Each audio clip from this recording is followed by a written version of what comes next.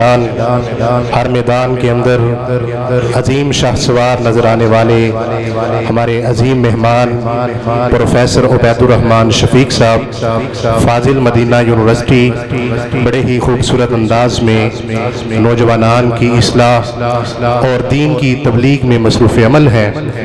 میں دعوت خطاب دینے جا رہا ہوں ہمارے آج کے معزز مہمان گرامی قدر جناب پروفیسر عبید الرحمن شفیق صاحب.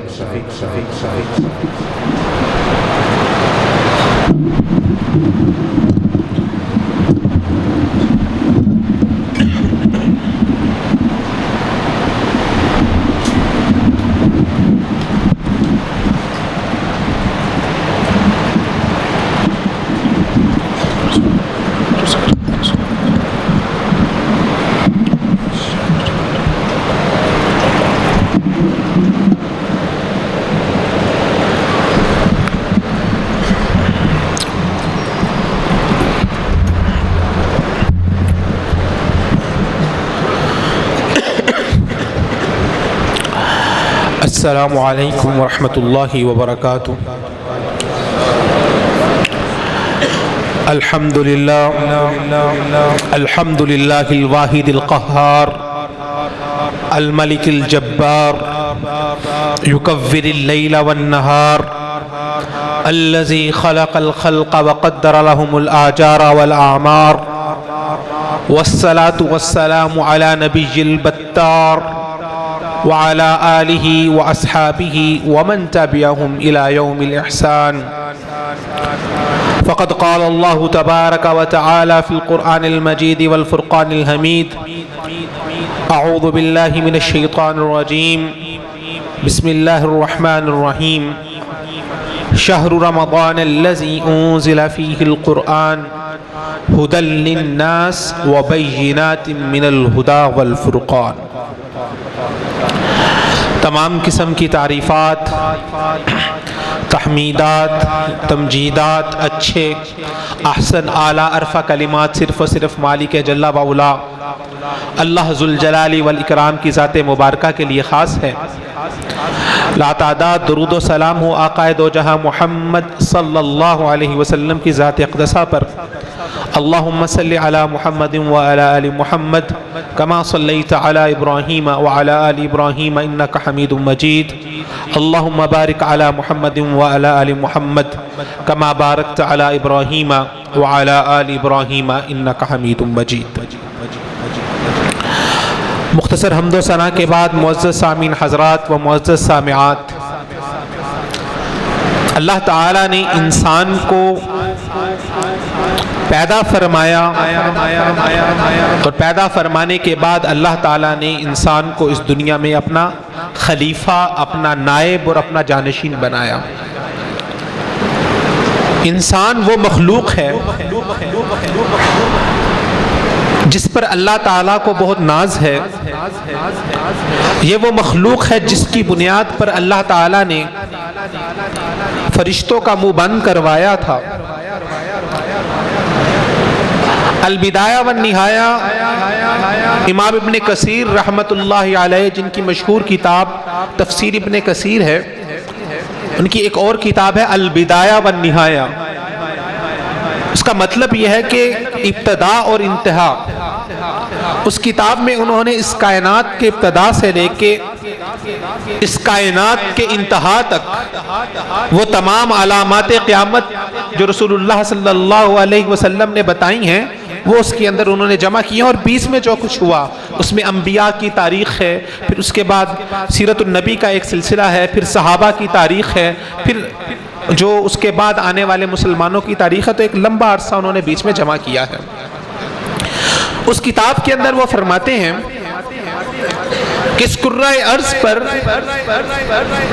انسان سے پہلے بسنے والی دو مخلوقات تھیں. ایک مخلوق تھی جن جو ابھی بھی باقی ہے، اور ایک مخلوق تھی بن. اس کو بن بھی کہا جاتا ہے اور بن بھی کہا جاتا ہے. یہ جن اور بن اس کرۂ ارض کے اوپر بے بہا اختلافات کیا کرتے تھے، بے بہا انتشار پھیلایا کرتے تھے. اور ان کی آپس میں لڑائیاں جھگڑے فسادات ہوتے، جس کی بنیاد پر قتل و غارت ہوتی، خون ریزی ہوتی، اور اس قدر زیادہ خون ریزی ہوتی کہ یہ پوری کی پوری زمین خون سے لبریز ہو جاتی۔ پھر ایک وقت آیا کہ جب جنوں نے بنوں کے خلاف ایک بڑا مارکا سر کیا اور ان کو اس صفحہ ہستی سے بالکل ہی ختم کر دیا، اور وہ مخلوق اس دنیا سے ختم ہو گئی۔ اللہ سبحانہ و تعالی نے فرشتوں کے سامنے اپنے ارادے کا اظہار کیا۔ اللہ تعالیٰ فرماتے ہیں انی جاعل فی الارض خلیفہ، میں اس کرۂ ارضی پر اپنا ایک جان نشین بنانے جا رہا ہوں، اپنا ایک خلیفہ بنانے جا رہا ہوں، میں اب ایک ایسی مخلوق بنانے جا رہا ہوں جس کے اندر یہ صلاحیت ہوگی، جس کو میں ایسے شرف سے بخشوں گا، جس کی عزت اتنی کمال کی ہوگی کہ وہ میرے نائب بن کے، میرے جانشین بن کے اس زمین کے اوپر میرے کلمے کو بلند کریں گے، میرے نظام کو نافذ کریں گے، میرے حکم کی بجا آوری کریں گے، اور جنوں کے سامنے ایک ایسی مخلوق بن کے دکھائیں گے کہ جس کو اللہ تعالیٰ بطور مثال اور اللہ تعالیٰ بطور فخر پیش کر سکے۔ اللہ تعالیٰ فرماتے ہیں انی جاعل فی الارض خلیفہ، میں زمین میں اپنا ایک جانشین بنانے جا رہا ہوں۔ اللہ تعالیٰ نے جو انسان کو جو عزت بخشی ہے وہ ایک بنیاد پہ بخشی ہے۔ وَلَقَدْ كَرَّمْنَا بَنِي آدم، اللہ تعالیٰ فرماتے ہیں ہم نے بنی آدم کو عزت دی ہے، بنی آدم کو باقی مخلوقات پر افضل بنایا ہے۔ آپ کی کوئی دکان ہے، کسی جگہ پر آپ جاب کرتے ہیں، کوئی ملازمت کرتے ہیں، ہر کمپنی کا، ہر دکان کا، ہر فیکٹری کا ایک سلسلہ ہوتا ہے جس میں ایک امپلائی آف دی منتھ ہوتا ہے کہ 100 لوگوں نے کام کیا، لیکن اس بندے نے جو کام کیا ہے بہت محنت اور جاں فشانی کے ساتھ کیا ہے، لہٰذا یہ بندہ حقدار بنتا ہے کہ اس کو انعام دیا جائے، یہ بندہ حقدار بنتا ہے کہ اس کو زیادہ عزت دی جائے دوسرے لوگوں کے مقابلے میں۔ ایک بچہ جب اسکول میں جاتا ہے، فرسٹ انعام لے کے آتا ہے، اس کو سامنے سٹیج پہ بلایا جاتا ہے، دوسروں سے نمایاں مقام دیا جاتا ہے۔ کس بنیاد پر؟ بغیر کسی غرض کے دے دیا جاتا ہے؟ نہیں، پیچھے ایک مقصد ہوتا ہے، پیچھے ایک بنیاد ہوتی ہے۔ اگر اللہ تعالیٰ نے انسان کو افضل بنایا ہے تو اس کے پیچھے بھی اللہ کا کوئی مقصد ہے۔ علماء نے ذکر کیا ہے اللہ تعالیٰ نے 3 قسم کی مخلوقات پیدا کی۔ اللہ الذی خلق الانسان وَرَكَّبَ فِيهِ الْعَقْلَ وَالشَّهْوَةَ، انسان کو اللہ تعالیٰ نے پیدا کیا اور اس کے اندر اللہ تعالیٰ نے 2 چیزیں رکھی ہیں، ایک ہے عقل، سمجھ بوجھ اللہ تعالیٰ نے اس کو عطا کی، وَالشَّهْوَةَ، اور اس کے اندر اللہ تعالیٰ نے اپنی خواہشات کے پیچھے چلنے کا مادہ رکھ دیا کہ انسان اپنی خواہشات کی پیروی کرتا ہے۔ وَخَلَقَ الْبَهَائِمَ، اللہ تعالیٰ نے جانوروں کو پیدا کیا اور ان کے اندر بھی اللہ تعالیٰ نے خواہشات رکھ دی۔ وَخَلَقَ الْمَلَائِكَ، فرشتوں کو پیدا کیا اور ان کے اندر اللہ تعالیٰ نے صرف عقل کو رکھا۔ فَمَنْ غَلَبَتْ عَقْلُهُ عَلَى شَهْوَتِهِ فَهُوَ أَعْلَى مِنَ الْمَلَائِكَةِ، اب یہ انسان کی افضلیت ثابت ہونے جا رہی ہے، جو انسان کا مقام ہے وہ برتر ہونے جا رہا ہے۔ فمن غلبت عقلہ علی شہوتہ، جس انسان نے اپنی اس عقل کو، یہ عقل اللہ تعالیٰ نے اس قرآن کو سمجھنے کے لیے دی، یہ عقل اللہ تعالیٰ نے اللہ کے حکم کو سمجھنے کے لیے دی، فرمایا کہ جو انسان اپنی عقل کو فوقیت رکھتا ہے اور اپنے خواہشات کو پیچھے رکھتا ہے، فَهُوَ أَعْلَى مِنَ الْمَلَائِكَةِ، تو وہ انسان تو ملائکہ سے بھی افضل ہے۔ وَمَنْ غَلَبَتْ شَهْوَتُهُ عَلَىٰ عَقْلِهِ، اور جس انسان کی شہوت، جس انسان کی خواہشات اس کے عقل پر غالب آ گئی، فَهُوَ أَدْنَىٰ مِنَ الْبَهَائِمِ، وہ تو جانوروں سے بھی بدتر ہے۔ پھر اللہ تعالیٰ قرآن مجید میں فرماتے ہیں اولئک کالانعام بل هم اضل، یہ تو چوپائے ہیں بلکہ چوپاؤں سے بھی زیادہ بدتر ہیں۔ ایک جانور اللہ تعالیٰ نے اس کے لیے جو اپنی تحمید، جو عبادت مقرر کی ہے، وہ تو اللہ کی بجاوری کر رہا ہے، انسان ہی نہیں کرتا۔ عمومی طور پر اگر ہم دیکھیں تو جانور کیا کام کرتے ہوئے آپ کو نظر آتے ہیں؟ ایک جانور صبح اٹھتا ہے، ایک چڑیا اپنے گھونسلے سے اٹھتی ہے، اپنے گھر سے باہر نکلتی ہے، اپنی روزی روٹی کی تلاش کرتی ہے۔ ایک جانور اپنی روزی روٹی کی تلاش میں باہر نکلتا ہے اور اپنی افزائش نسل کر کے اپنی نسل کو آگے بڑھا رہا ہے۔ اور آج کل کا انسان کیا کر رہا ہے؟ وہ بھی صرف اپنی روزی روٹی کی تلاش کے اندر ہے اور اپنی نسل کو آگے بڑھا رہا ہے۔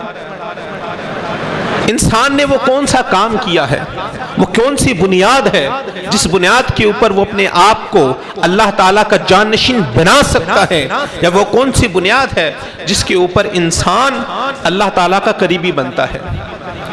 اس بات کو سمجھنے کے لیے آپ کو 2 صفحے پیچھے آنا پڑے گا، جہاں پر اللہ تعالیٰ نے سورۃ البقرہ میں اس کی ابتدا فرمائی۔ اللہ تعالیٰ فرماتے ہیں الف لام میم ذالک الکتاب لا ریب فیہ ھدی للمتقین۔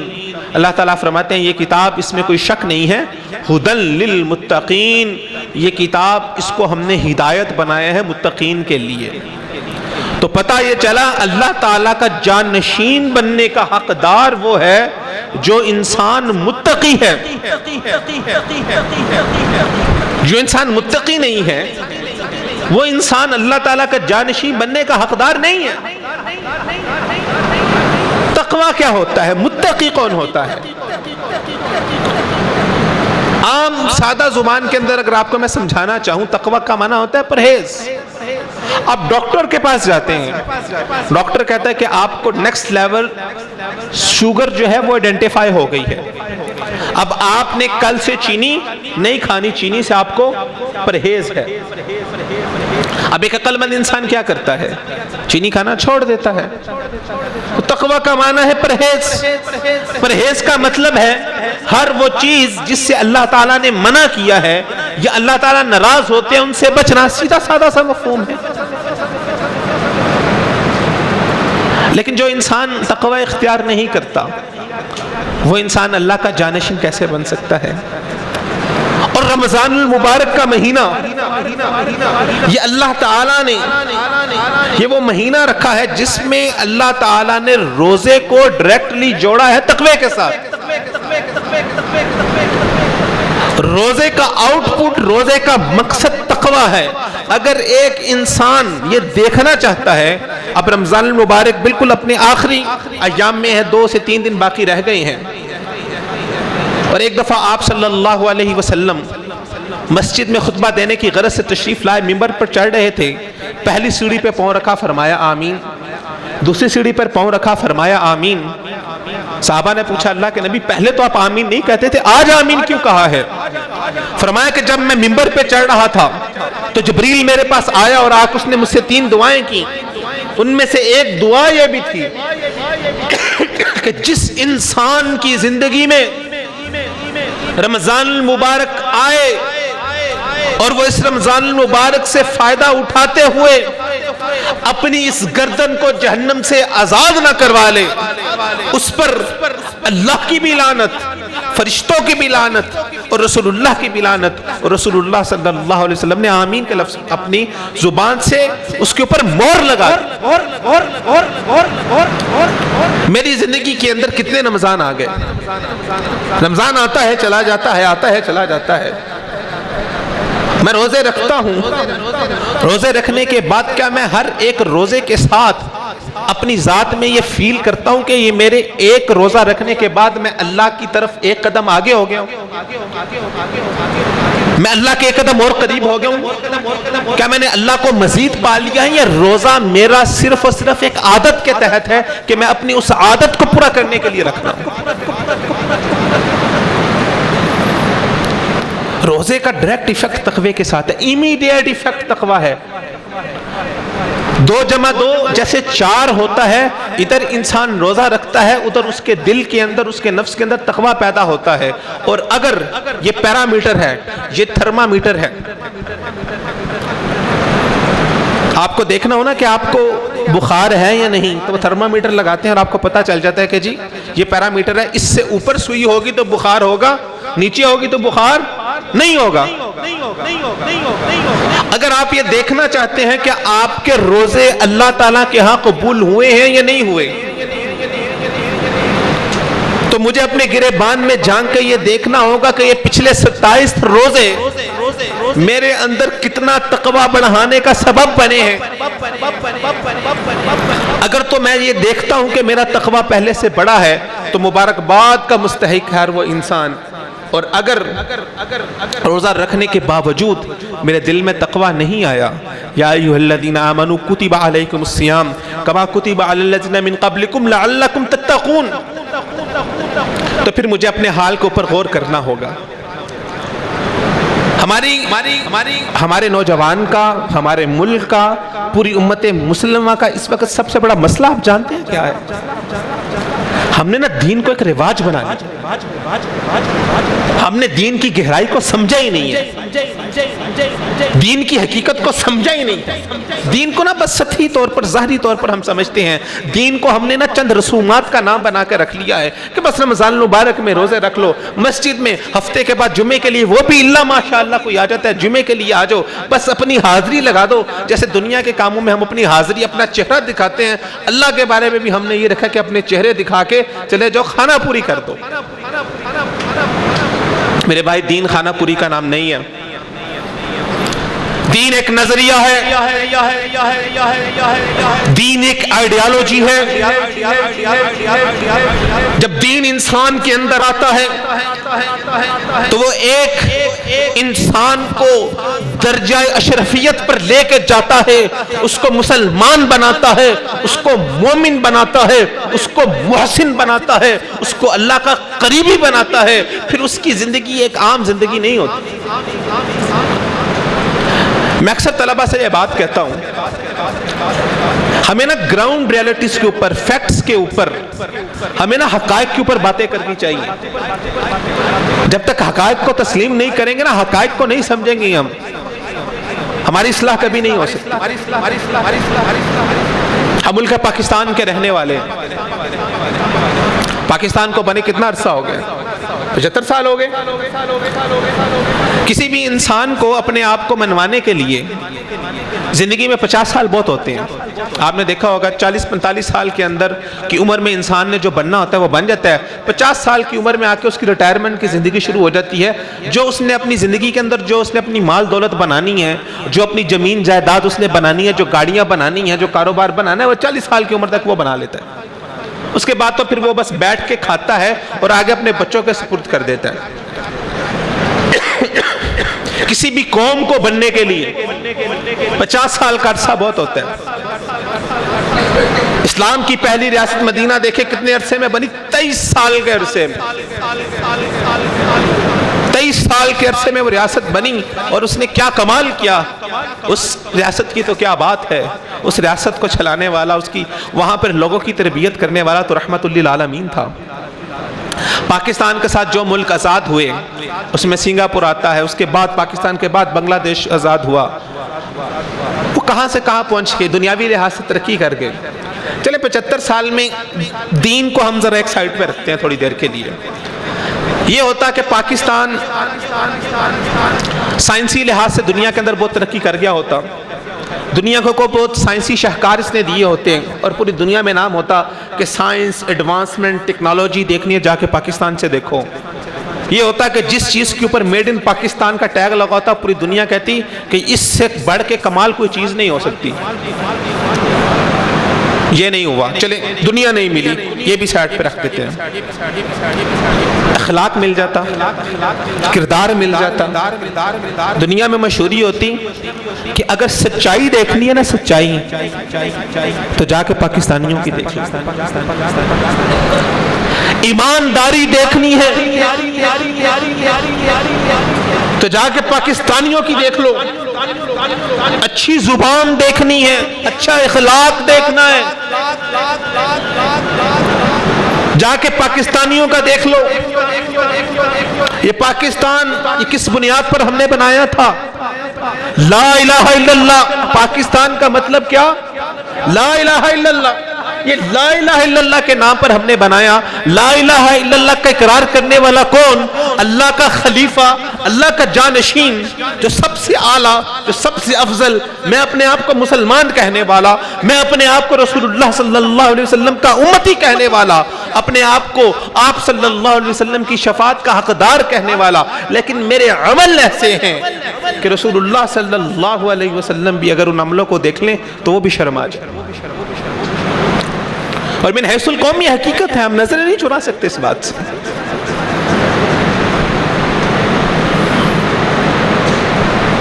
دین ایک نظریہ ہے، صحابہ کرام رضوان اللہ علیہم اجمعین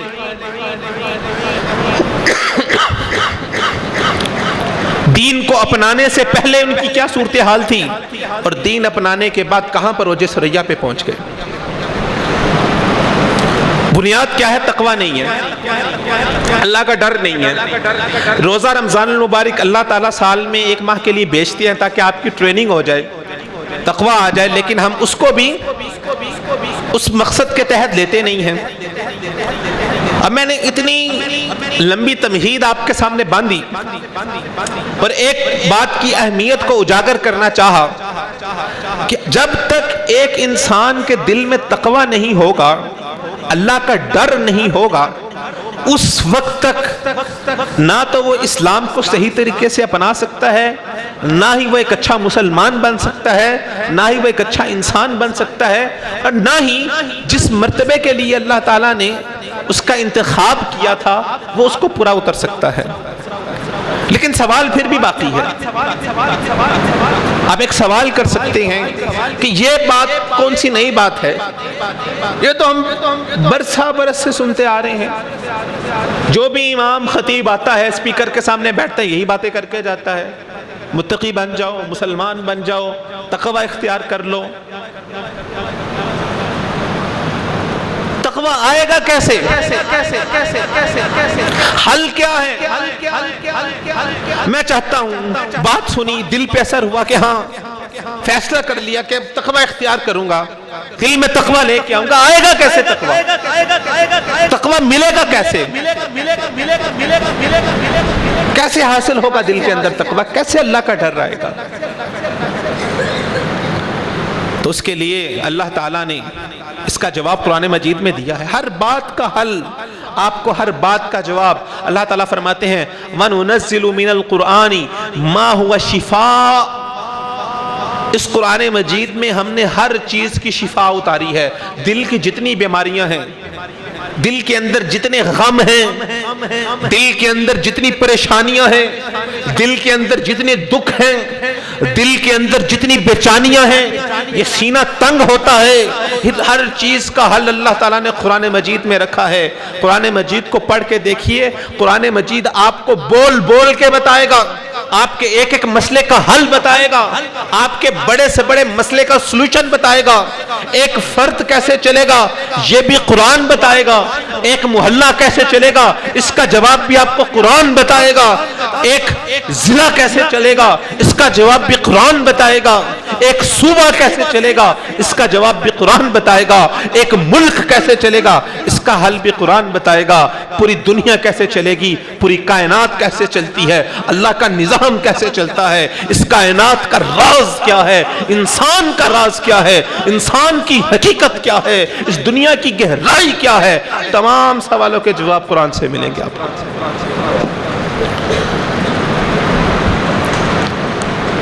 وہ زمانے میں معزز تھے مسلمان ہو کر، ہم خوار ہوئے تاریخ قرآن ہو کر۔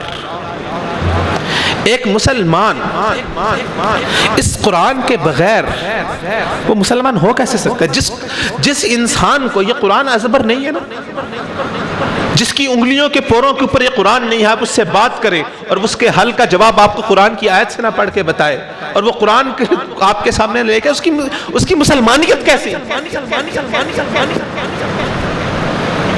جس کو اپنی بنیادی کتاب ہدایت کا نہیں پتا۔ وَنُنَزِّلُ مِنَ الْقُرْآنِ مَا هُوَ شِفَاءٌ وَرَحْمَةٌ لِّلْمُؤْمِنِينَ۔ اللہ تعالیٰ فرماتے ہیں اس میں ہم نے ہر چیز کا، ہر بیماری کا علاج، جتنے بھی سینے کے مرض ہیں سب کا علاج اس قرآن میں رکھا ہے۔ مسئلہ یہ ہے کہ ہم قرآن کو پڑھتے نہیں ہیں، مسئلہ یہ ہے کہ ہم قرآن کے ساتھ اپنی دوستی نہیں لگاتے۔ یہ رمضان المبارک کا مہینہ دو چیزوں کا مہینہ ہے، ایک تقوی کا مہینہ ہے اور ایک قرآن کا مہینہ ہے۔ اللہ تعالیٰ نے تقوی اور قرآن کو آپس میں ساتھ ساتھ جوڑا ہے۔ جو انسان اپنے دل کے اندر تقوی پیدا کرنا چاہتا ہے وہ انسان اس قرآن کے ساتھ اپنے تعلق کو جوڑ لے، اس کے دل کے اندر تقوی پیدا ہوگا۔ یہ رات کا قیام جو ہم کرتے ہیں اور اس میں قرآن مجید کو سنتے ہیں، سورۃ المزمل کے اندر اللہ تعالیٰ فرماتے ہیں یا ایھا المزمل قم اللیل الا قلیلا، اے کملی اوڑھنے والے قم اللیل الا قلیلا، رات کو کھڑے ہو جئے۔ یہ رات کی نماز جو تراویح کی نماز ہم صرف رمضان المبارک میں پڑھتے ہیں، رسول اللہ صلی اللہ علیہ وسلم کے اوپر یہ تہجد کی نماز ساری زندگی فرض تھی۔ آپ صلی اللہ علیہ وسلم کا قیام رات کو جو قرآن مجید پڑھا کرتے تھے، بعض دفعہ تو ساری رات کا قیام ہوتا تھا، تو اللہ تعالیٰ نے فرمایا کہ اے پیارے حبیب قم اللیل الا قلیلا، ساری رات اس قرآن کی تلاوت اور قیام نہ کیجئے، رات کا کچھ حصہ کھڑے ہو جائیے، اور اگر بہت زیادہ کرنا ہے تو آدھی رات کا قیام کریں۔ اور ہم 8 تراویح پڑھ کے ہمارے پاؤں درد کرنا شروع ہو جاتے ہیں۔ اس کا مقصد تراویح کا پتہ مقصد کیا ہے؟ رات کے قیام کا مقصد کیا؟ اللہ تعالیٰ فرماتے ہیں اِنَّا نَاشِئَةَ اللَّيْلِ هِيَ أَشَدُّ وَطْئًا وَأَقْوَمُ قِيلًا، یہ رات کا قیام، یہ رات کے قیام میں کھڑا ہونا اور قرآن مجید کو سننا، یہ اشد وطئا وَأَقْوَمُ قِيلًا، یہ جو انسان کے اندر کا نفس ہے، یہ جو انسان کے اندر کی میں ہے، یہ جو انسان کے اندر کی چودراہٹ ہے، اس میں کو روندنے والی یہ رات کا قیام اور رات کی تلاوت اور رات کا قرآن ہے۔ کہ جو انسان رات کا قیام کرتا ہے اللہ تعالیٰ اس کے اندر کی میں کو روند کے رکھ دیتے ہیں، اور ایک انسان قیام کرے اور اس کی میں نہ ختم ہو۔ ہم نے دین کو، جیسے میں نے پہلے کا رواج بنا کے رکھا ہے، ہم دین کو، اپنی قرآن کو، قیام کو، روزے کو اپنی عملی زندگی کے ساتھ نہیں جوڑتے۔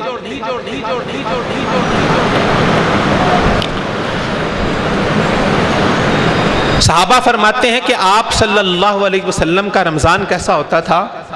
آپ صلی اللہ علیہ وسلم اپنی تمام مصروفیات کو چھوڑ کے قرآن کے ساتھ جڑ جاتے۔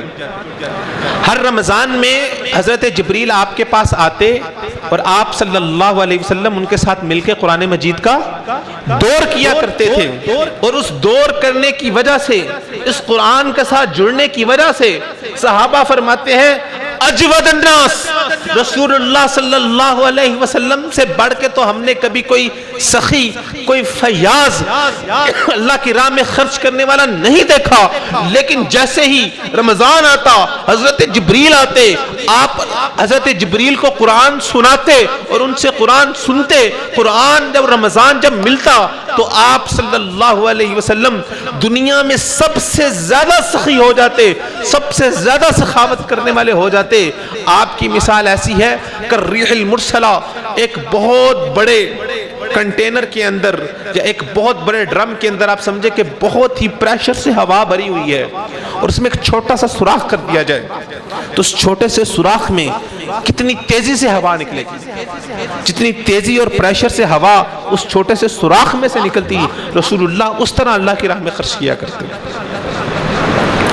یہ قرآن انسان کے دل کو نرم کرتا ہے۔ تو جواب اللہ تعالیٰ نے کیا دیا؟ تقوی کیسے ملے گا؟ اللہ تعالیٰ نے جواب دیا ذالک الکتاب لا ریب فیہ ھدی للمتقین۔ تقوی چاہتے ہو، ہدایت چاہتے ہو تو متقین کے لیے، تقوی ڈھونڈنے والوں کے لیے، تقوی اختیار کرنے والوں کے لیے اس قرآن مجید میں ہم نے وہ راز رکھ دیے ہیں۔ قرآن پڑھتے جاؤ، دلوں کو صاف کرتے جاؤ، قرآن پڑھتے جاؤ، دلوں کو پاک کرتے جاؤ۔ رسول اللہ صلی اللہ علیہ وسلم کا مقصد کیا تھا؟ اللہ تعالیٰ فرماتے ہیں رسول یتلو علیہم آیاتہ، میں نے رسول بھیجا ہی اس لیے ہے کہ وہ ان کے سامنے اس قرآن مجید کی آیات کی تلاوت کرے، قرآن کی آیات کی تلاوت کی وجہ سے ہوگا کیا؟ دل پاک ہونا شروع ہو جائے گا، وَيُزَكِّيهِمْ، دل پاک و صاف ہو جائے گا۔ اور وہ دل کی پاکیزگی کیسے ملے گی؟ وہ اس قرآن مجید کے گہرے مفاہیم کو سمجھنے سے ملے گی کہ اس قرآن مجید کو اس طرح سے پڑھا جائے جس طرح سے رسول اللہ صلی اللہ علیہ وسلم نے اپنے صحابہ کو پڑھایا، اور انہوں نے اس طرح سے پڑھا جس طرح سے ان کی زندگیاں تبدیل ہوئی۔ اور میری کوشش و خواہش ہوتی ہے کہ میں جہاں پر جاؤں نوجوانوں سے بات کروں تو ان کا تعلق کسی نہ کسی طریقے سے اس قرآن کے ساتھ جوڑ دوں۔ پچھلے سال بھی مجھے یہاں پر آپ کے پاس آنے کا موقع ملا تو اس وقت بھی قرآن مجید کی ایک چھوٹی سی سورت کا تعارف آپ حضرات کے سامنے رکھا تھا۔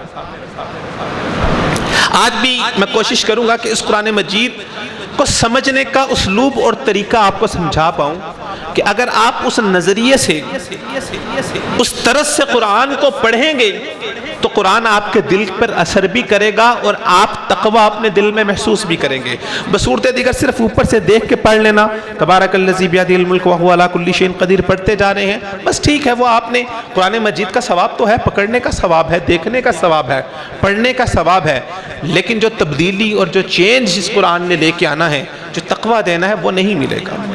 اور 70-75 سالوں سے اس قرآن مجید جتنا قرآن ہمارے ہاں یہاں پر پبلش ہوتا ہے، رمضان المبارک میں جتنا قرآن پڑھا جاتا ہے، میں تو کہتا ہوں جتنی قرآن کی تلاوت پورے پاکستان میں ہوتی ہے، قرآن پاکستان کے اندر تو اللہ کی رحمت اور برکتوں کا نزول ہو جانا چاہیے۔ رمضان میں لوگوں کے دل نرم ہو جانے چاہیے۔ ہوتا کیا ہے، رمضان آتا ہے 2 نمبری عروج پہ چلی جاتی ہے، رمضان آتا ہے لوگوں کا فائدہ اٹھانا، ابھی تو رمضان ہے، لوگوں نے خریدنی ہے چیز مہنگی کر دو، تو کہاں پر گیا تقوی؟ تقوی تو ختم ہو گیا، قرآن نے تو اثر نہیں کیا۔ تو اس قرآن مجید کو آپ کو گہرائی سے پڑھنا ہوگا، گہرائی سے سمجھنا ہوگا۔ شاہ ولی اللہ محدث دہلوی رحمۃ اللہ علیہ، ان کی کتاب ہے الفوز الکبیر جو علوم قرآن کے اوپر لکھی گئی ہے۔ وہ فرماتے ہیں کہ اللہ تعالیٰ نے اس قرآن مجید کے اندر 5 طرح کے علوم نازل فرمائے ہیں۔ 5 طرح سے اللہ تعالیٰ انسانوں کے ساتھ مخاطب ہوتے ہیں۔ فرماتے ہیں سب سے پہلا علم الاحکام، اللہ تعالیٰ نے قرآن مجید کے اندر کچھ حکم نازل فرمائے ہیں کہ یہ کرو یہ نہ کرو۔ فرمایا اقیم الصلاۃ، نماز پڑھو، آتوا الزکاۃ، زکوٰۃ ادا کرو، لا تقربوا الفواحش، برائی کے قریب نہ جاؤ، زنا نہ کرو، والدین کی نافرمانی نہ کرو۔ تو کچھ حکم اللہ تعالیٰ نے دیے ہیں اور فرمایا کہ یہ کرو اور یہ نہ کرو۔ اس کے بعد ہے علم المجادلہ، جس میں اللہ تعالیٰ نے یہود نصارہ کے ساتھ ایک مناظرہ کیا ہے، ان کو بتایا ہے کہ تم کس بنیاد پر غلط ہو اور قرآن کس بنیاد پر ٹھیک ہے۔ اسی طرح التذکیر بآلاء اللہ و ایام اللہ، اللہ تعالیٰ نے اس قرآن مجید میں اپنا تعارف کروایا ہے اپنے آفاقی دلائل کے ساتھ، اس کائنات کے اوپر غور و خوض کرنے کا حکم دیا ہے اور اس کے ذریعے سے اپنا تعارف کروایا ہے، اور پچھلی قوموں پر اللہ تعالیٰ نے جو اپنے عذاب اتارے ہیں اس کی بنیاد پر اللہ تعالیٰ نے اپنا تعارف کروایا ہے۔ اب انسان کے دل میں تقوی پیدا کیوں نہیں ہوتا؟ کیونکہ ہمیں اللہ کا حقیقی تعارف ہی نہیں ہے، ہم اللہ کو قریب سے جانتے ہی نہیں ہیں۔ اللہ تعالیٰ کو کیسے جانا جا سکتا ہے؟ اللہ تعالیٰ کو جانا جا سکتا ہے ایک تو قرآن مجید کی ان آیات کے اوپر غور کر کے جن پہ اللہ تعالیٰ نے اپنا تعارف کروایا ہے، اور دوسرا اللہ تعالیٰ کے خوبصورت ناموں کے اوپر غور کر کے۔ حدیث میں رسول اللہ نے فرمایا اللہ تعالیٰ کے 99 نام ہیں، من احصاها دخل الجنہ، جس نے ان ناموں کو یاد کر لیا دخل الجنہ، وہ انسان جنت میں داخل ہو گیا۔ اگر اللہ تعالیٰ کے ناموں کے اوپر ہم بات کرنا شروع کریں تو وہ ایک اپنے اندر ایک پورا الگ موضوع ہے۔ میں صرف 2-3 ناموں کا تعارف آپ کو کرواتا ہوں کہ آپ کو پتہ چلے کہ اللہ تعالیٰ کے ناموں کی گہرائی کیا ہے۔ اللہ تعالیٰ کے مختلف نام ہیں۔ ایک دفعہ ایک صحابی مسجد میں بیٹھ کے دعا کر رہے تھے اور انہوں نے دعا کی اللہم انی اسألک بانک انت اللہ انت الاحد انت الصمد، اور ایک حدیث میں الفاظ ہے انت المنان۔ رسول اللہ صلی اللہ علیہ وسلم نے اس صحابی کی طرف دیکھا اور فرمایا کہ تو نے جو دعا کی ہے اس میں اللہ تعالیٰ کو جن ناموں کا واسطہ دیا ہے، اسم اللہ العظم، یہ اللہ تعالیٰ کے وہ نام ہیں جو سب سے بڑے نام ہیں۔ جب بھی کوئی انسان اللہ تعالیٰ کو ان ناموں کا واسطہ دے کے پکارتا ہے، اذا دعا بہ استجاب، جب بھی وہ دعا کرتا ہے اللہ تعالیٰ اس کی دعا کو لازمی قبول کرتے ہیں، اور نہ صرف دعا کو قبول کرتے ہیں بلکہ اللہ تعالیٰ ان ناموں کے ذریعے سے اس کے دل کے غم کو، اس کے دل کے دکھ اور درد کو دور کر دیتے ہیں۔ اللہ تعالیٰ کے خوبصورت ناموں میں سے ایک نام ہے الستیر۔ ستیر کا مطلب ہوتا ہے پردہ ڈالنے والا۔ اللہ تعالیٰ نے آج میرے اور آپ کے پردے رکھے ہوئے ہیں، یہ اللہ کا بہت کرم ہے۔ رب کعبہ کی قسم، جو میری تنہائیاں ہیں، جو میرے خیالات ہیں، جو میری اندر ہے، جو میرا اندر ہے، اگر اللہ تعالیٰ کبھی ان پردوں کو اٹھا دیں یا ہمارے اندر اور باہر کے پردے ختم ہو جائیں، ہم رب کعبہ کی قسم ایک دوسرے کو منہ دکھانے کے قابل نہ رہے۔ اور حدیث میں آتا رسول اللہ نے فرمایا من ساتر مسلما ساترہ اللہ یوم القیامہ، جس انسان نے کسی مسلمان کی پردہ پوشی کی، کل قیامت والے دن اللہ تعالیٰ اس انسان کی پردہ پوشی کریں گے۔ حدیث میں آتا ہے کہ ایک بندہ اللہ تعالیٰ کی بارگاہ میں آئے گا، اللہ تعالیٰ اس کو اپنے پہلو میں لے لیں گے، لوگوں سے دور، ایسے لوگوں کا مجمع لگا ہوا ہے، میں کسی انسان کو اپنے قریب کر کے اپنے پہلو میں لے لوں۔ اللہ تعالیٰ اس بندے سے پوچھیں گے بندے یہ گناہ کیا؟ کہ اللہ جی کیا۔ یہ گناہ کیا؟ اللہ تعالیٰ لوگوں سے چھپا رہے ہوں گے اس کے گناہوں کو۔ کیوں؟ یہ دنیا کے اندر لوگوں کی پردہ پوشی کرتا تھا، اور ہم آج کل سوشل میڈیا کا زمانہ ہے، فلاں کی لیکس آ گئی، فلاں کی لیکس آ گئی، فلاں کی لیک ویڈیو، فلاں کی لیک ویڈیو، اس کو آگے لوگوں تک شیئر کر رہے ہوتے ہیں، لوگوں سے منگوا رہے ہوتے ہیں۔ یہ گناہ کبیرہ ہے، یاد رکھیے۔ مسلمان کا کام ہے دوسرے کا گناہ اگر پتہ چل جائے پردہ پوشی ڈالے اس کے اوپر۔ ہم کیا کرتے ہیں کہ جی فلاں انسان کے بارے میں پتہ چلا ہے اس کے اندر تو یہ ایپ پایا جاتا ہے، نہیں، اکیلے میں سمجھائیں اس کو۔ پھر اللہ تعالیٰ کا ایک خوبصورت نام ہے الشکور۔ شکور کا مطلب ہوتا ہے قدردان، اور محدثین نے لکھا ہے قدردانی اللہ تعالیٰ کی کیا ہے؟ اللہ تعالیٰ سے بڑھ کے انسان کا کوئی قدردان نہیں ہو سکتا۔ ہم دنیا میں ایک دوسرے کے ساتھ ہم شکوہ کرتے ہیں، یار فلاں نے نا میری گل دا مول نہیں پایا، میرے مال دا مول نہیں لایا، ان نے میری لاج نہیں رکھی، میری بات کا مول نہیں رکھا۔ اللہ سبحانہ و تعالی انسان کا اتنا قدردان ہے، اتنا قدردان ہے، انسان اپنی زبان سے صرف ایک مرتبہ صدق دل کے ساتھ اللہ تعالیٰ کو فرمایا اللہم ارحمنی، اللہم اغفر لی، اللہ میرے پر رحم فرما دے، اللہ مجھے معاف کر دے، اللہ تعالیٰ اس انسان کے تمام اگلے پچھلے گناہوں کو معاف کر دیتے۔ تھوڑے سے عمل کے اوپر اللہ تعالیٰ اتنا عطا کر دیتے ہیں۔ حدیث میں آتا ہے اللہ تعالیٰ بندے کا انتظار کر رہے ہوتے ہیں کہ کب انسان اللہ کی طرف بڑھے۔ انسان اللہ کی طرف اپنا چہرہ کرتا ہے، اللہ تعالیٰ پورے جسم کے ساتھ اس کی طرف ملاحظہ کرتے ہیں۔ انسان ایک بلشت اللہ کے قریب ہوتا ہے، اللہ تعالیٰ ایک بازو اس کے قریب ہوتی ہیں۔ انسان چل کے اللہ کی طرف جاتا ہے، اللہ تعالیٰ دوڑتے ہوئے اس کی طرف آتے ہیں۔ وہ شکور ہے، وہ آپ کے مال کی، وہ آپ کے اعمال کے سر قدردانی کرنے والا ہے۔ لیکن ہم پھر اللہ تعالیٰ فرماتے ہیں وَمَا قَدَرُ اللَّهَ حَقَّ قَدْرِهِ، انسان نے جو میری قدر کرنے کا حق تھا نا وہ حق ادا نہیں کیا۔ ہم اللہ کی قدر کرنے کا حق ادا نہیں کرتے۔ تو اس طرح اللہ سبحانہ و تعالیٰ کے ایک ایک نام کے اوپر آپ غور کریں گے تو آپ کو پتہ چلے گا کہ اللہ تعالیٰ آپ کے ساتھ کتنی محبت اور رحمت اور شفقت کرنے والے ہیں۔ تو اس کے ذریعے سے اللہ تعالیٰ کا تعارف ہوگا، جب اللہ کا تعارف ہوگا تو نتیجتاً اللہ کا تقوی آپ کے دل میں آئے گا۔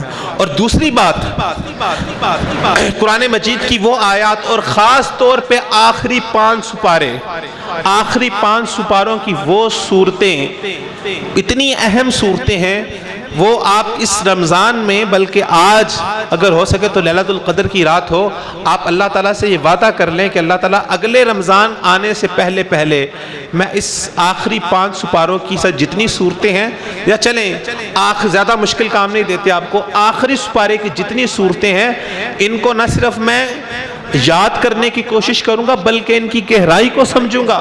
یہ وہ صورتیں ہیں جو آپ کو اللہ کا تعارف کروائیں گی، یہ وہ صورتیں ہیں جو آپ کو اللہ کے قریب کریں گی، یہ وہ صورتیں ہیں جن سے آپ کے دل میں اللہ کا تقوی پیدا ہوگا۔ قرآن پڑھیں نہ اس کو سمجھے نہ، تقوی کہاں سے آئے گا؟ آج جو سپارہ آپ نے پڑھا 29واں پارہ، 29ویں پارے کی جو سب سے پہلی سورت ہے سورۃ الملک، یہ وہ سورت ہے جو مکی دور کے درمیان میں نازل ہوئی ہے۔ مکی دور کی جتنی صورتیں ہیں وہ صورتیں ہیں جس میں اللہ تعالیٰ نے اپنا تعارف کروایا ہے، توحید کی بات کی ہے، اللہ تعالیٰ نے آخرت کے ذکر کیا ہے۔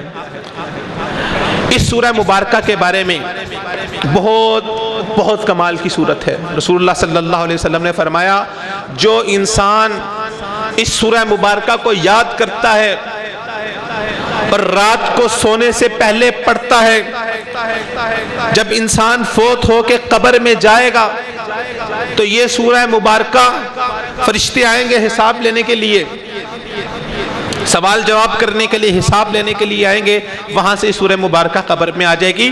اور حدیث میں ہے کہ اللہ تعالیٰ کی بارگاہ کے اندر یہ اس بندے کی نہ صرف سفارش کرے گی بلکہ اللہ تعالیٰ سے جھگڑے گی، اور جھگڑ کے اس بندے کی مغفرت لکھوا کر، اس کا حساب معاف کروا کر، اس کا جنت میں داخلہ پکا کروا کے دے گی۔ رسول اللہ نے فرمایا کہ یہ سورہ مبارکہ اللہ تعالیٰ کے ہاں انسان کی سفارش کرے گی، اور جس انسان نے سورہ مبارکہ یاد کی اور رات کو سونے سے پہلے پڑھی، اللہ تعالیٰ اس کو جہنم کے عذاب سے اور خاص طور پہ قبر کے عذاب سے محفوظ فرما دیں گے۔ بالکل صحیح حدیث رسول اللہ صلی اللہ علیہ وسلم نے فرمایا۔ کتنی آیات ہے سورت کی؟ مشکل سے 30 آیات ہے، اور ایک حدیث میں سورۃ الملک اور سورۃ السجدہ کے بارے میں آتا ہے، جس نے سورۃ الملک اور سورۃ السجدہ یاد کی اور رات کو پڑھی، اللہ تعالیٰ یہ دونوں صورتیں اللہ تعالیٰ کی بارگاہ میں انسان کی سفارش کریں گی، اور اللہ ایسی سفارش کریں گی کہ جو سفارش اللہ تعالیٰ قبول فرمائیں گے۔ اس سورہ مبارکہ کی ابتدا کہاں سے ہوتی ہے؟ اللہ تعالیٰ فرماتے ہیں تبارک الذی بیدہ الملک وہو علی کل شیء قدیر الذی خلق الموت والحیاۃ لیبلوکم ایکم احسن عملا۔ اللہ تعالیٰ فرماتے ہیں بابرکت ہے وہ ذات جس کے ہاتھ میں بادشاہی ہے۔ اس سورہ مبارکہ میں اللہ تعالیٰ اپنی بادشاہی کے بارے میں بتا رہے ہیں۔ وہو علی کل شیء قدیر، اللہ تعالیٰ فرماتے ہیں کہ اللہ تعالیٰ ہر چیز پر قادر ہے۔ الذی خلق الموت والحیاۃ لیبلوکم ایکم احسن عملا، اللہ تعالیٰ وہ ذات ہے جس نے موت اور حیات کو پیدا کیا تاکہ آزما سکے تم میں سے کون اچھے اعمال کرتا ہے۔ اس آیہ مبارکہ میں اللہ تعالیٰ نے پہلے موت کا ذکر کیا، پھر زندگی کا ذکر کیا۔ جس زندگی کو ہم جانتے ہیں اس زندگی میں پہلے موت نہیں آتی، پہلے زندگی آتی ہے۔ انسان پہلے پیدا ہوتا ہے پھر مرتا ہے۔ اللہ تعالیٰ فرما رہے ہیں کہ اللہ تعالیٰ نے پہلے موت پیدا کی پھر زندگی پیدا کی۔ پتہ کیا چلا؟ پتہ یہ چلا کہ انسان کی زندگی یہ ایک زندگی نہیں ہے، انسان کی 3 زندگیاں ہیں۔ ایک زندگی ہماری وہ ہے جو ہم اس سے پہلے جی چکے، ایک زندگی وہ ہے جو ہم جی رہے ہیں، اور ایک زندگی ہم نے ابھی آگے جینی ہے۔ جو زندگی جی چکے وہ عالم ارواح کے اندر سورۃ الاعراف کے اندر اللہ تعالیٰ نے ذکر فرمایا کہ اللہ تعالیٰ نے حضرت آدم علیہ السلام کی پشت پہ ہاتھ رکھا، اور قیامت تک آنے والے جتنے بھی لوگ تھے ان کو اللہ تعالیٰ نے ایک میدان میں جمع کر لیا اور فرمایا الست بربکم، کیا میں تمہارا رب نہیں ہوں؟ ہم سب نے بآواز بلند کہا بلا اللہ تعالیٰ آپ ہی ہمارے رب ہیں، ہماری زندگی کی ترجیح آپ ہی ہوں گے، ہماری زندگی کے تمام فیصلے آپ سے ہوں گے، میری غمی بھی اللہ آپ سے ہوگی، میری خوشی بھی اللہ آپ سے ہوگی، کوئی کنبہ، کوئی برادری، کوئی قبیلہ، کوئی مال، کوئی تجارت، کوئی شہرت، کوئی ناک تیرے مقابلے میں نہیں آ سکے گی، میری کوئی خواہش تیرے مقابلے میں نہیں آئے گی، بلا اللہ تو ہی ہے، تیرے سے ہی زندگی ہے، تیرے سے میری زندگی کی ابتدا بھی ہوگی، تیرے سے انتہا بھی ہوگی۔ یہ وعدہ کر کے آئے ہیں ہم اللہ کے ساتھ۔ اس کی مثال کیا ہے؟ ایک ٹیچر اپنی کلاس میں جاتا ہے، کلاس میں جا کے سب بچوں کو کہتا ہے بیٹا سبق یاد ہے؟ سب کہتے ہیں بلا جی سبق یاد ہے۔ اب اگر وہ ٹیچر اپنی مرضی سے کسی کو 10 نمبر دے دے، کسی کو 8 دے دے، کسی کو 7 دے دے، کسی کو 3 دے دے، کیا یہ فیصلہ ان طلباء کے لیے قابل قبول ہوگا؟ سب کہیں گے ہمیں پورا سبق یاد ہے، مجھے پورے 10 میں سے 10 ملنے چاہیے۔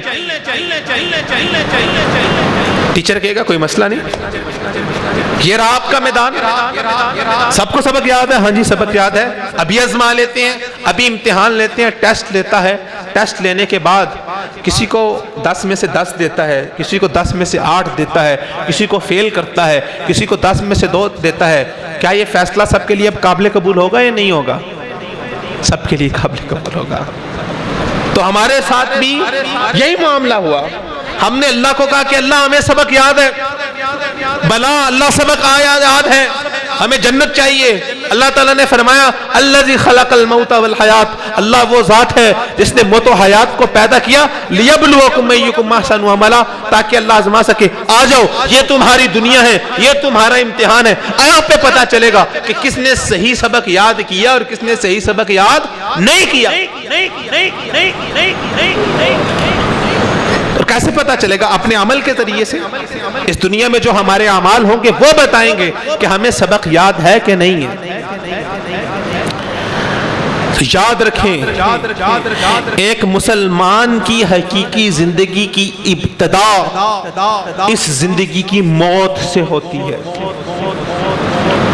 ایک مومن کی حقیقی زندگی کی ابتدا اس دنیا کی موت سے ہوتی ہے، موت کے بعد تو اصل زندگی کی ابتدا ہے۔ ایک مسلمان اور مومن کبھی موت سے ڈرتا نہیں ہے۔ رسول اللہ صلی اللہ علیہ وسلم ساری زندگی اللہ سے دعا کرتے رہے، اللہم بالرفیق الاعلی، اللہم بالرفیق الاعلی، اللہ مجھے رفیق اعلیٰ کی طرف لے چلیے، اللہ میں رفیق اعلیٰ کا سفر کرنا چاہتا ہوں۔ رسول اللہ نے کیا فرمایا تھا؟ الدنیا سجن المومن، یہ دنیا مومن کا قید خانہ ہے۔ قید خانے میں قیدی کی حالت کیا ہوتی ہے؟ آج نہیں کل میری قید ختم ہو اور میں اپنی آزادی کو پہنچوں، میں اپنے نتیجے کے پہنچوں۔ اس دنیا کے اندر انسان کی قید کیسے ختم ہوگی؟ موت سے۔ اور موت کا ڈر کس کو ہوگا؟ اللہ تعالیٰ قرآن مجید میں فرماتے ہیں کہ جب ایک حدیث میں رسول اللہ صلی اللہ علیہ وسلم نے فرمایا کہ جب ایک مومن کی موت ہوتی ہے تو جانتے ہیں کیسے ہوتی ہے؟ ایک مومن کی موت ایسے ہوتی ہے کہ فرشتے آتے ہیں اور اس کو فرماتے ہیں یا ایتھا النفس المطمئنہ، اے نفس مطمئنہ، ارجعی الی ربک راضیۃ مرضیہ، لوٹ آ اپنے رب کی طرف، تیرا رب تجھ سے راضی اور تو اپنے رب سے راضی۔ بہت ہی آرام سے اس کی روح کو نکالتے ہیں اور جان فشانی کے ساتھ اس کی روح کو اللہ کی طرف لے کے چل جاتے ہیں۔ اور فرمایا وجنت الکافر، جس کو موت کا ڈر ہوتا ہے، جب اس کی روح نکلتی ہے تو روح جسم کا ساتھ نہیں چھوڑ رہی ہوتی۔ حدیث کے الفاظ ہیں کہ فرشتے بڑے بڑے لوہے کے گز لے کے آتے ہیں، روح کو نکالا جا رہا ہے جسم سے، روح ساتھ نہیں چھوڑ رہی، فرشتے روح کو گھس مارتے ہیں، وہ پھر نہیں چھوڑتی، فرشتے روح کو کھینچتے ہیں، روح جسم سے نہیں نکلتی، حتیٰ کہ گھسیٹتے ہوئے اس مجرم روح کو جسم سے نکال لیا جاتا ہے۔ حدیث کے الفاظ ہیں کہ ایک بد روح، ایک فاسق کی روح جب نکلتی ہے، اس کی مثال ایسے ہی ہے کہ ایک بہت ہی نرم و ملائم مل کا کپڑا ہو، بہت ہی نازک قسم کا کپڑا ہو، اور اس کو خاردار جھاڑیوں کے اوپر پھینکا جائے، اور جب وہ جھاڑیاں اس کے اندر صحیح مضبوط طریقے سے پیوست ہو جائیں، پھر زور سے اس کو کھینچا جائے، جب اس کو کھینچا جاتا ہے جیسے وہ کپڑا تار تار ہوتا ہے، اس طرح ایک فاسق کی روح تار تار ہو کر اس کے جسم سے نکلتی ہے۔ مومن کو موت کا کیا خوف ہے؟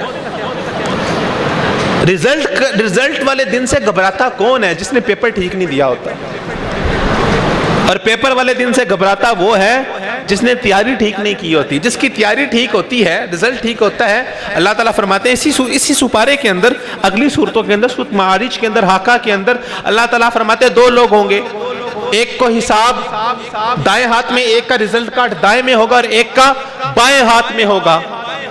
ایک آیہ مبارکہ کے اندر اللہ تعالیٰ فرماتے ہیں کہ اس دن مجرمین اللہ تعالیٰ کے سامنے پیش کیے جائیں گے، اور ان کا رزلٹ کارڈ، ان کا نامہ اعمال ان کے ہاتھ کو یہ پشت کے پیچھے لے کے جایا جائے گا اور جہاں سے پکڑایا جائے گا۔ آپ نے دیکھا کبھی مجرموں کو جب ہتھکڑیاں لگتی ہیں کیسے لگتی ہیں؟ کبھی کچھ ملکوں میں تو ہتھکڑیاں یہاں پر سامنے لگاتے ہیں، اور کچھ ملکوں میں اس کے ہاتھ پیچھے باندھ کے، پیچھے پشت پہ ہاتھ باندھ کے وہاں پر ہتھکڑیاں لگائی جاتی ہیں۔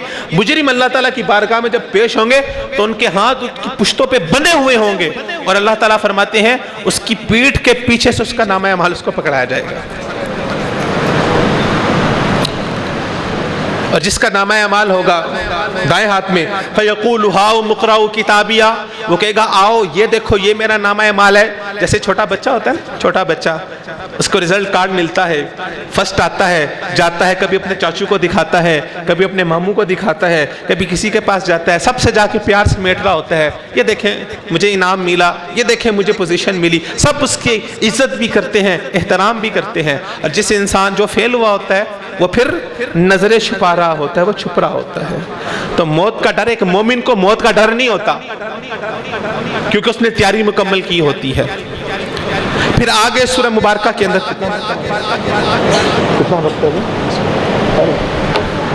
بس میں انشاءاللہ مختصر سے وقت میں اپنی بات کو مکمل کرتا ہوں۔ قرآن مجید کی سبحان اللہ ایک آیت ایسی ہے کہ اگر آپ اس ایک آیت کے معنی کو کھولنا شروع کریں تو ساری رات شاید ایک ہی لفظ کے معنی و مفاہیم کے اوپر ہی آپ بات کرتے رہیں۔ آگے اللہ تعالیٰ نے اپنے آفاقی دلائل، اپنا تعارف کروایا۔ پہلا تعارف کروایا اللہ تعالیٰ نے اپنے ڈر اور خوف کے ساتھ۔ قرآن مجید میں آتا ہے کہ ایک مومن بندہ اللہ کو پکارتا ہے، اللہ کو پہچانتا ہے، خوفاً و طمعاً، خوف اور ڈر سے، جنت حاصل کرنے کا لالچ ہوتا ہے اس کے دل میں، اور جہنم سے بچنے کا خوف ہوتا ہے۔ تو اللہ تعالیٰ نے پہلے اپنا تعارف کروایا، پہلی دو آیات میں اپنے ڈر کے ساتھ اللہ تعالیٰ نے تعارف کروایا۔ پھر آگے اللہ تعالیٰ نے اپنا تعارف فرمایا۔ اللہ تعالیٰ فرماتے ہیں اللہ تعالیٰ وہ ذات ہے جس نے 7 سماوات طباقا، 7 آسمانوں کو تہ بتہ بنا دیا۔ آسمان اللہ تعالیٰ کی وہ کریشن ہے، وہ مخلوق ہے جس کو اللہ تعالیٰ، جس پر اللہ کو بہت ناز ہے۔ اللہ کو نا آسمان پہ بہت فخر ہے۔ آپ کی اگر کوئی فیکٹری ہے، وہاں پر کوئی اپنا سیمپل بناتے ہیں، تو کسی کو جب آپ کوئی چیز بھیجتے ہیں تو کون سی چیز بھیجتے ہیں جس پر آپ کو سب سے زیادہ ناز ہوتا ہے کہ یہ میری سب سے A1 کوالٹی کی چیز ہے، یہ میری سب سے بہترین چیز ہے۔ آسمان اللہ تعالیٰ کی وہ مخلوق ہے جس کو اللہ تعالیٰ نے قرآن مجید کے بعد بطور چیلنج کے پیش کیا ہے۔ ایک تو اللہ نے اس قرآن کو بطور چیلنج پیش کیا ہے، اور پھر آسمان کو۔ سورۃ النازعات کے اندر اللہ تعالیٰ فرماتے ہیں اَأَنْتُمْ أَشَدُّ خَلْقًا أَمِ السَّمَاءُ بَنَاهَا، کیا تم جنہیں اپنی انجینئرنگ کے اوپر، تمہیں اپنے آرکیٹیکچر کے اوپر کہ ہم نے تو برج الخلیفہ بنا دیا، ہم نے ایسی عمارت بنا دی کہ جس کے اوپر والی 7 سٹوریز میں جو ہے وہ سورج پہلے غروب ہو جاتا ہے، بعد والی میں بعد میں غروب ہوتا ہے، ہم نے سمندروں کے اوپر بلڈنگیں کھڑی کر دی. بڑا ناز ہوتا ہے نا انسان کو. آپ کبھی سائنس کو دیکھیں, آپ کبھی ٹیکنالوجی کو دیکھیں, بڑا ناز ہے ان کو کہ ہم نے کائنات کو مسخر کر دیا, ہم نے اسپیس کے اندر اسٹیشن بھیج دیے. اللہ تعالیٰ فرماتے ہیں انتم اشد خلقا, بڑا ناز ہے نا تمہیں اپنے اوپر, اپنے آرکیٹیکچر کے اوپر بہت ناز ہے, اپنی تخلیق پر بہت ناز ہے. کیا تم با کمال ہو جو ہم ام السماء بناہا, جس نے آسمان کو بنایا. اللہ تعالیٰ نے پوری کائنات کی, انسانیت کی تمام تخلیق, تمام کریشنز, تمام آرکیٹیکچر کو کے مقابلے میں صرف ایک آسمان کو پیش کیا. فرمایا ام السماء بناہا, یہ آسمان کو ہم نے بنایا. انسان جتنی مرضی ترقی کر لے, ستون کے بغیر چھت کھڑی کر سکتا نہیں. اللہ تعالیٰ فرماتے ہیں رفع سمکہا فسواہا, ہم نے آسمان کو بلند کیا, اس کو برابر کیا. اس سورہ مبارکہ میں اللہ تعالیٰ فرماتے ہیں ہم نے آسمان کو طے بطے بنایا. ذرا آسمان کے اوپر غور کر کے دیکھو, پوری نظر دڑاؤ اس آسمان پہ.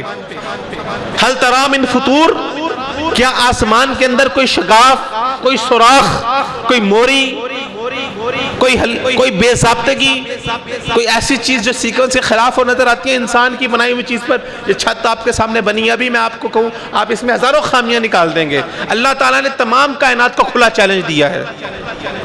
انسان کبھی بھی اپنی تخلیق پہ کھلا چیلنج نہیں دے سکتا کہ مجھ سے خامی نکال کے دکھاؤ. اللہ نے کھلا چیلنج دے دیا, جاؤ قیامت تک کے لیے جتنے مرضی ماڈرن ہو جاؤ, جتنی مرضی ٹیکنالوجی لے آؤ, آسمان کے اندر ایک خرابی نکال کے دکھاؤ. اللہ وہ ذات ہے جس نے آسمان کو بنایا. اللہ تعالیٰ فرماتے ہیں ایک دفعہ نہیں, دوسری دفعہ پھر اپنی نظر کو دھڑاؤ.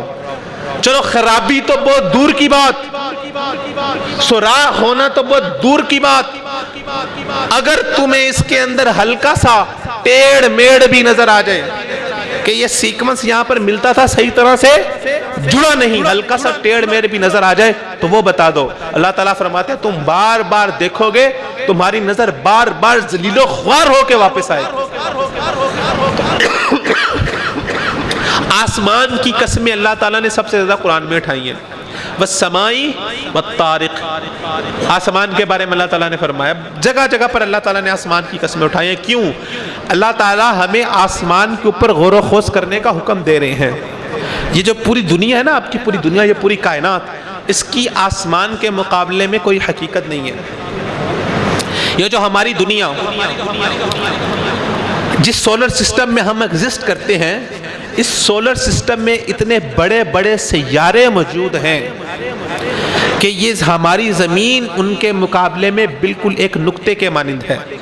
اس سولر سسٹم میں جو سیارے ہیں ان کے مقابلے میں زمین کی اوقات ایسے ہی ہے جیسے اس پورے چھت کے اوپر, جتنی بڑی چھت آپ کو نظر آ رہی ہے نا, اس چھت کے اوپر اگر ایک پینسل کے ساتھ چھوٹا سا نقطہ لگا دیا جائے, جتنی اوقات اس پورے چھت پہ اس نقطے کی ہے اتنی اوقات اس زمین کے اس پورے سولر سسٹم میں ہے.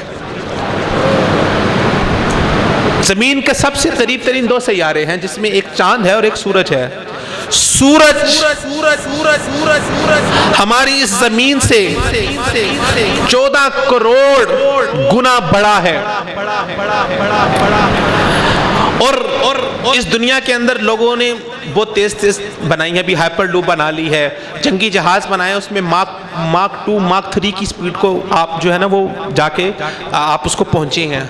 ماک 2 یا ماک 1 کی سپیڈ کا مطلب کیا ہے کہ جب جہاز گزرتا ہے نا تو جہاز گزر پہلے جاتا ہے, آواز اس کی بعد میں آتی ہے, وہ آواز کی سپیڈ کو بھی کراس کر جاتا ہے. وہ یہ انسان نے سب سے بڑی ڈسکوری کی ہے ابھی تک اس کائنات کے اندر, اور اس کائنات میں سب سے زیادہ تیز ترین اگر کوئی چیز مسافت کر سکتی ہے وہ یہ لائٹ ہے. لائٹ کی سپیڈ تقریباً 3 کروڑ کلومیٹر پر سیکنڈ ہے. ایک سیکنڈ میں 3 کروڑ کلومیٹر سفر کرتی ہے. اگر آپ اس کو سمجھنا چاہتے ہیں تو آسان انداز میں آپ کو میں سمجھاتا ہوں کہ اس پوری جو ہمارا پورا گلوبل ہے نا, ہماری پوری زمین ہے, میں ایک تار لوں اور اس تار کو ایک دفعہ پوری زمین کے ارد گرد گھماؤں, دوسری دفعہ حتیٰ کہ 7 مرتبہ گھما دوں, اور 7 مرتبہ گھمانے کے بعد اس کی ایک سائڈ پہ میں ایک بٹن لگاؤں اور دوسری سائڈ پہ بلب لگاؤں, تو اگر میں یہاں سے بٹن دباؤں گا تو آپ کو پتہ ہے کہ بلب کتنی دیر میں چلے گا, اس ہی لمحے میں بلب جل جائے گا. زمین اور سورج کی مسافت ہے 14 کروڑ سال سے بھی زیادہ، 14 کروڑ سال لائٹ ایئرز، 14 کروڑ سال یہ ہمارے والے نہیں، 14 کروڑ سال لائٹ ایئرز۔ اور جب سورج نکلتا ہے، سورج کی روشنی کی پہلی کرن وہاں سے نکلتی ہے، تو اس روشنی کی پہلی کرن کو ہماری اس زمین پر آنے میں 8 منٹ لگتے ہیں۔ جو آپ روشنی دیکھ رہے ہوتے ہیں نا صبح، سورج کی جو کرن آپ کے پاس آ رہی ہوتی ہے وہ 8 منٹ پرانی ہوتی ہے، وہ سورج سے 8 منٹ پہلے چلی ہوتی ہے اور 8 منٹ بعد پہنچتی ہے۔ تو 14 کروڑ لائٹ ایئرز کا سفر یہ جو لائٹ ہے یہ 8 منٹ میں کرتی ہے۔ اور یہ ابھی سب سے چھوٹے سیارے کا کمپیریزن ہے۔ مارس، وینس، مرکری اتنے بڑے بڑے سیارے ہیں کہ زمین جیسے کروڑوں سیارے اس کے اندر سمو سکتے ہیں، اور یہ صرف ابھی ایک گلیکسی ہے جو ہماری ملکی وے گلیکسی ہے۔ اس سے بڑی ہزاروں کروڑوں گلیکسیز ہیں، اور گلیکسیز مل کے ایک ویب بنتا ہے۔ کبھی آسمان کی آپ کینٹالوجی میں جائیں آپ دھنگ رہ جائیں گے، کیا شاہکار اللہ تعالیٰ نے بنا دیا ہے۔ ابھی جو اس یونیورس کا ابزرویبل جو اس یونیورس کا کنارہ ہے، جو ابھی تک سائنس نے آبزرو کیا ہے، سائنس کہتی ہے کہ اس تک پہنچنے کے لیے آپ کو 40 ارب لائٹ ایئرز چاہیے، اور اس سے آگے کی جو کائنات ہے وہ ان کے بھی شمار میں ہی نہیں ہے۔ تو اللہ سبحانہ و تعالیٰ نے جو آسمان کو تخلیق کیا ہے، جو آسمان کو بنایا ہے، اور پھر آسمان کے اوپر غور و خوض کرنے کا حکم دیا ہے، اگر ایک انسان اس آسمان کی تخلیق کے اوپر ہی غور کر لے تو اسے اللہ کا تعارف ہو جائے گا۔ اور آج کل جو ہمارے معاشرے کے اندر نئے سے نئے لوگ آ رہے ہیں جو اللہ سبحانہ و تعالیٰ کی ذات کا انکار کرتے ہیں، جن کو ہم ملحدین کہتے ہیں، وہ کبھی اللہ تعالیٰ کی بنائی ہوئی اس مخلوق کے اوپر غور کر لیں تو سوال ہی ممکن نہیں ہوتا کہ کبھی کوئی انسان اللہ سبحانہ و تعالیٰ کی ذات کا انکار کر سکے۔ اور ایک انسان اللہ تعالیٰ کی بنائی ہوئی اتنی بڑی کائنات ہے جس کا ہم نے ذکر کیا کہ ایک ابزرویبل یونیورس کے ایج تک پہنچنے کے لیے آپ کو 40 ارب لائٹ ایئرز چاہیے۔ اس پوری آسمان کی کائنات کے اندر ایک چھوٹی سی گلیکسی، ملکی وے گلیکسی، جس کا ایک چھوٹا سا حصہ ایک زمین ہے، اور اس زمین کے اوپر پایا جانے والا ایک چھوٹا سا انسان۔ اللہ تعالیٰ فرماتے ہیں انسان تیری اوقات کیا ہے؟ تو اٹھ کے اللہ سبحانہ و تعالیٰ کے اوپر بات کرتا ہے، هل اتى على الانسان حين من الدهر لم يكن شيئا مذكورا۔ انسان کے اوپر تو ایک وقت ایسا بھی آیا تھا کہ جب اس کا نام و نشان بھی اس دنیا میں موجود نہیں تھا۔ اللہ تعالیٰ فرماتے ہیں انسان کو ذرا اپنی حقیقت کے اوپر غور تو کر کے دیکھ، ہم نے تجھے کس چیز سے پیدا کیا؟ خلق من ماء دافق، ایک ایسے پانی کے قطرے، ایسے حقیر قطرے سے پیدا کیا ہے، اگر وہ قطرہ انسان کے کپڑوں پہ لگ جائے تو انسان اپنے کپڑوں کو پلید تصور کرتا ہے۔ انسان جب پیدا ہوا تھا تو کروموسوم کے اندر انسان ایک چونٹی، اگر آپ نے دیکھی چونٹی کو دیکھنے کے لیے آپ کو مائکروسکوپ چاہیے ہوتا ہے، تو اس چونٹی سے بھی کروڑ گنا چھوٹا تھا انسان اس مائکروسکوپ کے اندر۔ جس ایک قطرے سے انسان بنتا ہے نا، اس ایک قطرے میں کروڑوں کروموسومز ہوتے ہیں جن میں سے ایک سے انسان بنتا ہے۔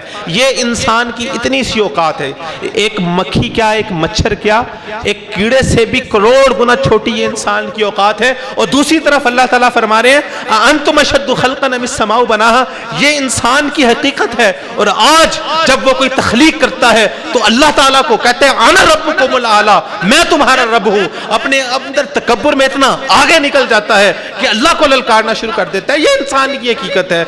اور اللہ تعالیٰ فرماتے ہیں انتم اشد خلقا ام السماء بناہا، انسان تجھے بڑا ناز ہے اپنی تخلیق کے اوپر، کیا تو بڑا ہے؟ ام السماء بناہا، یا ہم جس نے آسمان کو بنایا، رفع سمکہا فسواہا، اس کی چھت کو بلند کیا، اس کو برابر کیا، واغطش لیلہا واخرج ضحاہا۔ تو ابھی تو اس صورت کے بہت سارے مفاہیم، بہت ساری چیزوں کے اوپر بات کرنا باقی ہے۔ ہمارے بزرگ محترم جناب سید سبطین شاہ نقوی صاحب حاضر ہو چکے ہیں، اور میں اپنے بزرگوں کی موجودگی کے اندر بات کرنا اپنے لیے بےدبی سمجھتا ہوں، تو میں اپنی بات کو بالکل ختم کرتا ہوں اور بالکل خلاصے کے اوپر آتا ہوں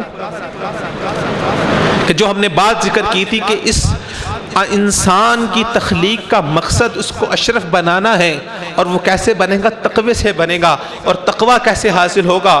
روزے کا اصل مقصد تقوی ہے۔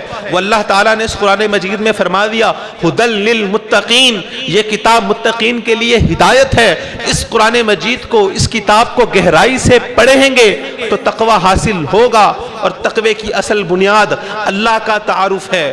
اور اللہ کے تعارف میں آپ حضرات سے میں نے گزارش کی ہے کہ اگلے رمضان تک اللہ تعالیٰ کے ساتھ یہ وعدہ کر لیں کہ اللہ تعالیٰ اگلا رمضان آنے سے پہلے یہ آخری 5 پاروں کی جو صورتیں ہیں جس میں اللہ تعالیٰ نے اپنا تعارف کروایا ہے، اللہ میں ان کو یاد کرنے کی کوشش کروں گا، ان کو گہرائی سے سمجھنے کی کوشش کروں گا، ان کو اپنے دل میں اتارنے کی کوشش کروں گا، اور ان کے ذریعے سے اپنے دل میں تقوی پیدا کر کے ایک ایسا مومن، ایک ایسا مسلمان بننے کی کوشش کروں گا کہ جو اللہ کو پسند آ جائے، جس سے اللہ تعالیٰ ہمیں مومن اور مسلمان دیکھنا چاہتے ہیں۔ اللہ تعالیٰ سے دعا ہے کہ اللہ تعالیٰ عمل کرنے کی توفیق عطا فرمائے۔ وما توفیقی الا باللہ العلی العظیم۔